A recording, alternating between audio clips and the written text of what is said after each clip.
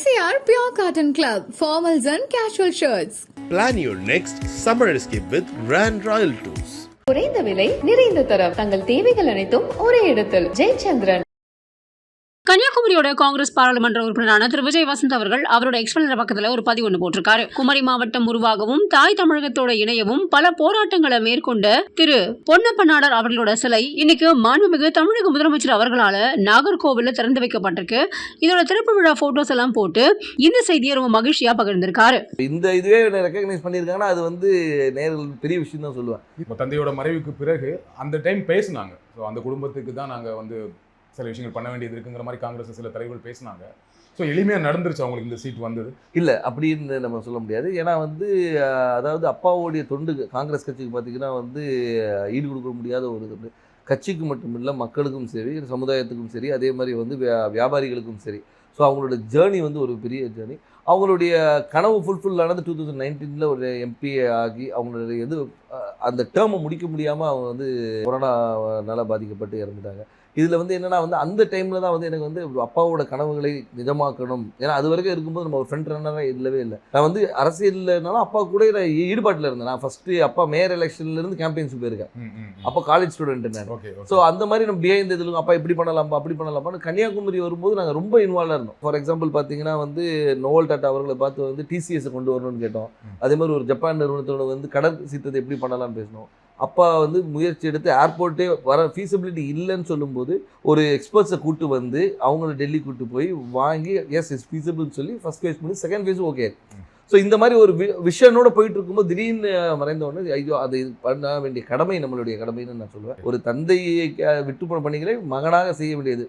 அது குடும்ப ரீதியாகவும் சரி, வசந்தன் கோவாக இருந்தாலும் சரி, சமூக பணியாக இருந்தாலும் சரி, வந்து இது எனக்கு செய்ய வேண்டிய கடமைன்றது எடுத்து உங்களுக்கு அந்த கடமையை அதை நம்ம பண்ணணுங்கிற ஒரு ஆசையும் கடமையும் இருக்கு. பட் கட்சிக்குள்ள அதை முழுமையாக ஒத்துக்கிட்டாங்களா? கட்சிக்குள்ள வந்து முழுமையாக ஒத்துக்கிட்டாங்கன்னா நான் வந்து மறைந்த பின்பு நான் உள்ளே வரல. அதுக்கு முன்னாடி பார்த்து ஏஐசிசி மெம்பராக இருந்திருக்கேன், ஆர்ப்பாட்டங்களில் கலந்துருக்கிறேன், நிகழ்ச்சிகளில் கலந்துருக்கேன். ஏன்னா அப்பா ஃப்ரண்ட் ஹேண்ட் இருந்தாலும் நம்ம தெரியல. நிறைய பேர் கேட்டாங்க நீங்கள் கட்சியில் என்ன இருந்தீங்க சார், நான் இதில் இருந்த பாருங்க அப்படின்னு ரெஃபரன்ஸ். ஓகே நீ இருந்திருக்கீங்களான்னு ஒரு இது வந்து அப்பா மறைவு பின்பு வந்து நம்ம தெரிஞ்ச உடனே ஒரு லைம் லைட்டில் வந்த மாதிரி. நடுவில் கார்த்தி சிதம்பரம் அவர்கள் கன்னியாகுமரி தொகுதிக்கு வந்து பிரியங்கா காந்திக்கு விருப்ப மனு கொடுத்தாரு இல்லையா? அப்போ எப்படி இருந்துச்சு அது? அப்போ எனக்கு என்ன தோணுச்சுன்னா, ஓகே கட்சிக்குள்ள அதுக்கு முன்னாடியே பேசிட்டு இருந்தாங்க, விஜய் வசந்துக்கு தான் தொகுதி கொடுக்க போறாங்க அப்படின்னு பேசிட்டு இருக்கும்போது இந்த ஒரு நிகழ்வு நடந்தது.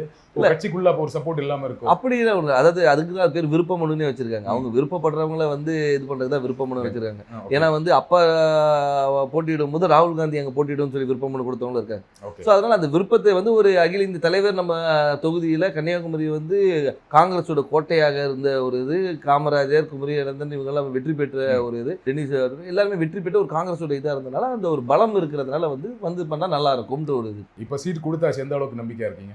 ரொம்ப நம்பிக்கையா இருக்கு. மக்கள் என்ன ரெஸ்பான்ஸ் சொல்றாங்க? மக்கள் ரெஸ்பான்ஸ் ரொம்ப நல்லா இருக்கு, ரொம்ப நல்லா இருக்கு. அதே மாதிரி என்னன்னா வந்து ஆதரவும், அதாவது வந்து முதற்கண் வந்து கட்சியோடைய ஸ்ட்ரென்த்தும் இந்த எங்களுடைய கூட்டணியோடைய பலமும், அதுபோல் அப்பா விட்டு சென்ற பணிகளும், அதுபோல் ராகுல் காந்தி அவர்களுடைய வருகை, அது வந்து அந்த கரெக்டாக அந்த மார்ச் 1 வந்தது வந்து ஒரு பெரிய எழுச்சியை கொடுத்தது.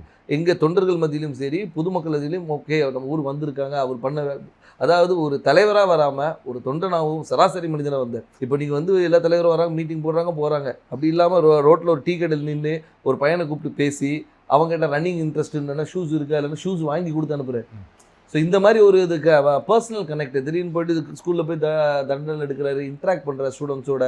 அதே மாதிரி பார்த்தா இது முந்தின இதில் பார்த்தா நெசவாளிகளும் சரி, விவசாயிகள் இன்ட்ராக்ஷன், மீனவர், அந்த மாதிரி எல்லாரோட கனெக்ட் பண்ணும்போது வந்து நம்மளோட ஒருத்தர் அவர் அப்படின்ற ஒரு அஃபினிட்டி வருது. அது போக மட்டும் இல்லாமல் இப்போ ஆளுகின்ற பிஜேபி அரசு மீது உள்ள எதிர்ப்பும் அதிருப்தியும் கூட ஒரு பெரிய பலமாக இருக்கும். கன்னியாகுமரியில் பிஜேபிக்கு கொஞ்சம் ஸ்ட்ராங் இல்லையா?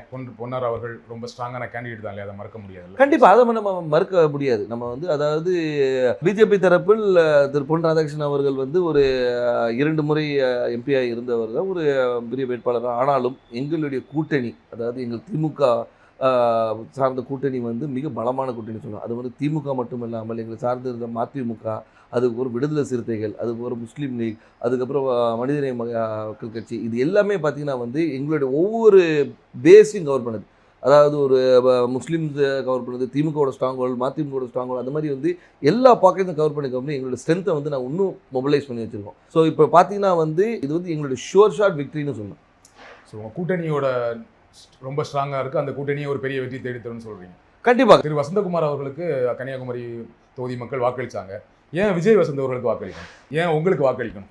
அதான் வசந்தகுமார் அவர்களுக்கு வாக்களித்தனால விஜய் வசந்துக்கு வாக்களிக்கணும்னு நான் சொல்ல வரல. ஆனால் ஒரு காங்கிரஸ் வேட்பாளராகவும் அதே மட்டுமல்ல வசந்தகுமார் அவர்கள் வந்து இந்த மக்களுக்கும் கன்னியாகுமரி மக்களுக்கும் பல துண்டுகளை செஞ்சுருக்காங்க. அது விட்டு போன பணிகளை வந்து அவர் மகன் செய்வார் என்ற ஒரு நம்பிக்கை அவங்களுக்கு இருக்குது. அது மட்டும் இல்லாமல் வந்து நான் வந்து ஒரு வாரிசாக வந்து நேராக போயிட்டு வந்து நான் நேராக டெல்லியில் இங்கேயும் போய் வரல. அடுத்த நாளே மக்களை சந்தித்தேன், மக்களோட இருந்தேன், எல்லா நிகழ்ச்சிகளை கலந்து கொண்டு எல்லாரோட நிறை குறைகளை கேட்டுட்ருக்கோம், மக்களாக இருந்தோம். அது ஏன்னா எடுத்தவொன்னே அக்செப்ட் பண்ணிக்க மாட்டாங்க. கேட்குற கேள்விக்கு தான் சொல்கிறேன், அதை அக்செப்ட் பண்ண வைக்கிறதுக்கு நான் ஒர்க் பண்ணேன். ஸோ அதனால் வந்து அப்பாவுடைய இடத்தை வந்து மகன் வந்து நிரப்பார் என்ற நம்பிக்கையை அவங்களுக்கு கொடுத்தேன். அந்த நம்பிக்கையை வந்து எல்லார் மேலேயும் பெருசாகவே இருக்குது. அதனால் வெற்றி வாய்ப்பு ரொம்ப நல்லது. குமரி மாவட்டத்தில் வரீங்க, ரொம்ப படித்த மாவட்டம், ஆனால் அங்கே நிறைய பிரச்சனைகளும் இருக்குது. அதை கரெக்டாக ஐடென்டிஃபை பண்ணியிருக்கீங்களா? என்னென்ன திட்டங்கள் வச்சுருக்கீங்க? கண்டிப்பாக. அதாவது வந்து நீங்கள் கன்னியாகுமரியை பொறுத்த வரைக்கும் பார்த்தீங்கன்னா வந்து இந்த மிக்ஸ் ஆஃப் ஆல்னு சொல்லலாம். அதாவது கடல் இருக்குது, மலை இருக்குது, எல்லாமே இருக்குது. அதனால் வந்து மக்களுடைய தேவைகளும் அவங்களுடைய இதுவும் நிறைய வேறுபாடுகள் இருக்குது. ஒரு பாக்கெட்டையும் நாங்கள் அனலைஸ் பண்ணி வச்சுருக்கோம். அதாவது இந்த மக்களுக்கு இது தேவை, இவங்களுக்கு இது தேவையில்லைன்ற அளவுக்கு அனலைஸ் பண்ணி வச்சுருக்கோம். மக்களுக்கு விரோதமான எந்த ஒரு சட்டத்தையும் கொண்டு வரக்கூடாது என்ற ஒரு முடிவும், மக்களுக்கு எப்போவுமே நன்மை கொடுக்கணுன்ற ஒரு சட்டத்தை கொண்டு வரணும். அவங்க மக்களுடைய வாழ்வாதாரத்தை உயர்த்துகிற அளவுக்கு என்ன செய்யணுமோ அந்த திட்டங்களை கொண்டு வந்து. எனக்கு தெரிஞ்ச வரைக்கும் குமரி மாவட்டத்தில் வாழ்வாதாரம் ஓரளவுக்கு நல்ல வாழ்வாதாரம் இருக்கும், எல்லாமே படித்தவங்களா இருப்பாங்க, வேலையில் இருப்பாங்க. ஆனால் என்னென்னா அங்கே என்ன வேலை கிடைக்குன்னா, ஒன்று படித்து முடித்தா டீச்சர், பெண்களாக இருந்தால் நர்ஸு, அப்படி இல்லைன்னா இப்போ ஒரு சமீப 10 வருடங்களாக சாஃப்ட்வேர் இன்ஜினியர் நிறைய பேர் வந்து சென்னையில் வேலை பார்க்குறாங்க, ஃபாரின் போவாங்க, கப்பல் போவாங்க, இந்த மாதிரி வேலை செய்வாங்களே தவிர மாவட்டத்துக்குள்ள வேற என்ன வேலை வாய்ப்புனா எதுவுமே பெருசாக கிடையாது. ஃபேக்ட்ரிஸ் கிடையாது, சாஃப்ட்வேர் கம்பெனிஸ் கிடையாது. அப்போ அதற்கான திட்டங்கள் என்ன?